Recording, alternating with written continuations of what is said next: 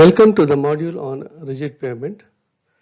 In continuation to the previous module on defects in PQC, today we will further elaborate the defects in PQC as an introductory part only.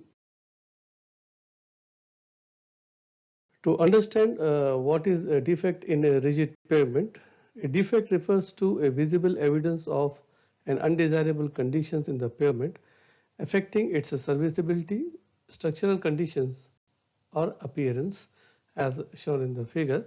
Like this condition is being effective for the riding quality of the road.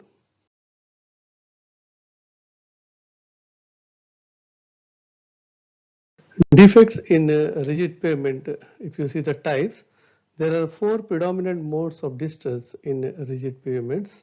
First one is cracking, second one is deformation, third one is surface texture deficiency, and the fourth one is joint sealant defects. So under each category, we have different subcategories of the defects which are associated with the rigid pavement. These things will be taken up one by one. In today's module, as an introductory to the distress of rigid pavements, we will be touching upon all the four major types like cracking, deformation, surface texture deficiency, and joint sealant defects. Today, in this module, we will be covering the basic definitions of different types of defects. Broadly four, but raveling and spalling are being covered. Raveling, spalling, and joint sealants have been covered in detail. So we'll start with cracking first, and then we'll move one by one to cover up the deformation, surface texture, raveling, spalling, and joint sealant in a summarized module. And in the upcoming modules, we will deal with these things in detail, talking about the material, the method of application, method of rectification, and what are the possible causes of such defects. Now to start with, like cracking, why cracking? Structural defects manifest themselves mainly in the form of various types of cracks in the slab, but inadequate curing of concrete, settlement, movement or restraint at joints may also lead to the development of cracks and subsequent failure of the rigid pavement. Treatment of cracks depend on their severity and on whether the slab is reinforced or unreinforced. The severity is defined by the unspalled width of the cracks measured on the surface of the slabs and so on. Narrow cracks, if you see, narrow cracks are defined as being up to 0.5 millimeter wide, and because they are narrow, are assumed to have retained full aggregate interlock and the load transfer and will not allow significant ingress of water inside the pavement. So they are less detrimental as compared to the other two types of cracks, which are actually wide cracks and medium cracks. Medium cracks are defined as being between 0.5 to 1.5 millimeter wide and are assumed to have retained only partial load transfer because of reduced aggregate interlock. They will permit the ingress of the water, however. So since they are permitting the ingress of water, the impact of these cracks are more detrimental to the pavement conditions. Therefore, it is necessary to treat these type of cracks in the PQC. When it comes to the wide cracks are defined as being those which are more than or greater than 1.5 millimeter wide. It is assumed that they will no longer have any useful aggregate interlock and will therefore provide no load transfer across the crack. They will permit the ingress of water, thereby affecting the subsurface conditions, which is a subgrade, embankment or GSB for alternate wetting and drying, and may lead to defects more predominant in nature. So in general, narrow cracks are a normal feature of all reinforced slabs. They are also considered to be structurally insignificant and consequently are not likely to require any remedial treatments. However, medium and wide cracks need appropriate treatment to prevent the ingress of water, which could lead to corrosion of steel, softening of the substructures, and spalling. Now, the different types of cracks which we covered under this category of crack distress are block cracks, diagonal cracks, corner cracks, longitudinal cracks, shrinkage cracks, and transverse cracks. In the next modules, we will be covering all these 6 types of cracks in detail. Now, coming to the second type of defect, which is deformation. Now, deformation is the change in a road surface from the intended profile. There is a great variety of causes, some of which are load associated and others are non-load associated or environmental conditions. These things needs to be taken care of and avoid forming a deformation in the pavement structures. Deformation affects the safety and riding quality of the pavement as it leads to water ponding, thus increasing the chances of aquaplaning or hydroplaning and is a traffic hazard. Rocking in deformation, if you see, rocking is a dynamic phenomena and its area of influence is not readily quantifiable.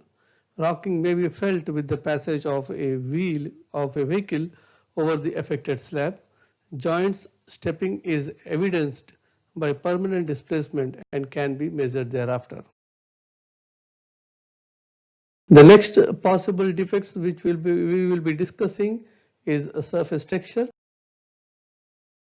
Now coming to the surface texture deficiencies, the skidding resistance of a concrete road depends upon the type and depth of the surface texture and the resistance of the aggregates in the surface of the slab to polishing and abrasion.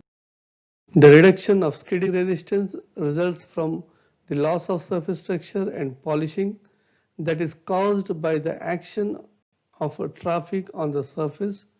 The rate at which this occurs is largely proportional to the amount of traffic used in the road, but this varies with the season. Therefore, all road surfaces wear under the action of traffic, particularly during the very early life of the roads, but within a short time the microstructure reaches an equilibrium level and thereafter the low speed skidding resistance remains reasonably constant.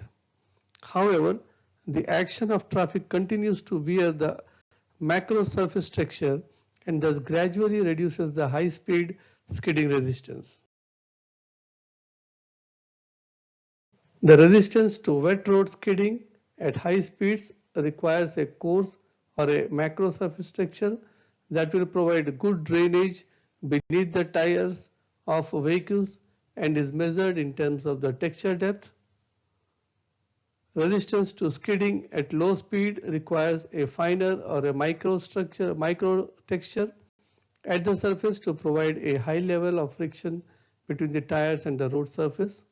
The skidding resistance of worn surfaces can be restored either by grooving or mechanically roughening the existing surface by the application of surface dressing. Coming to the third defect, which is basically the defect arises due to the joint sealants.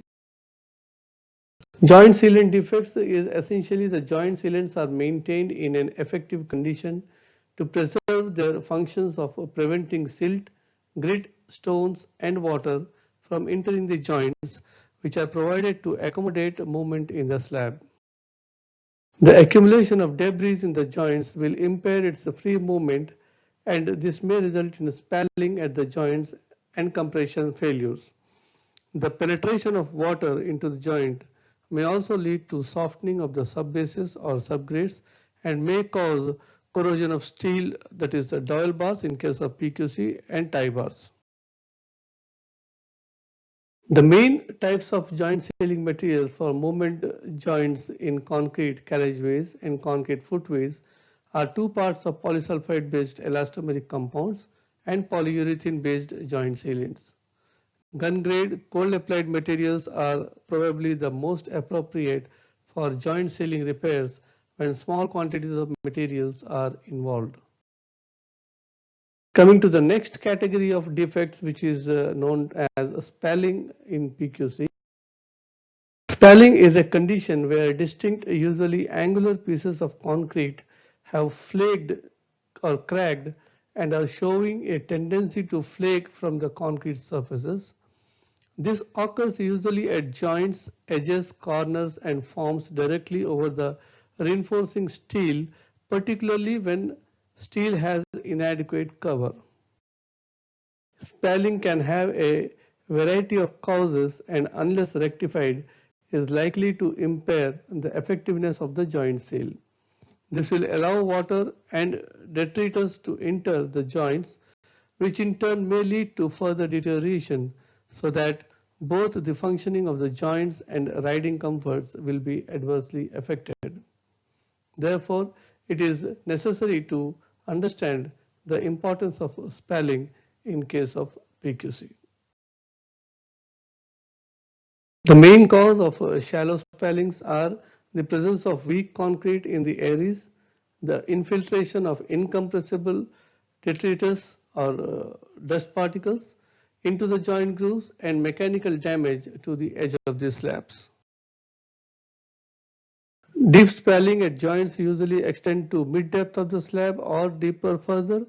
It is mainly caused either by dowel bar restraint or by the ingress of the solids into the joints or the crack width being developed. So the position of the dowel bar plays a major role as far as the spalling is concerned.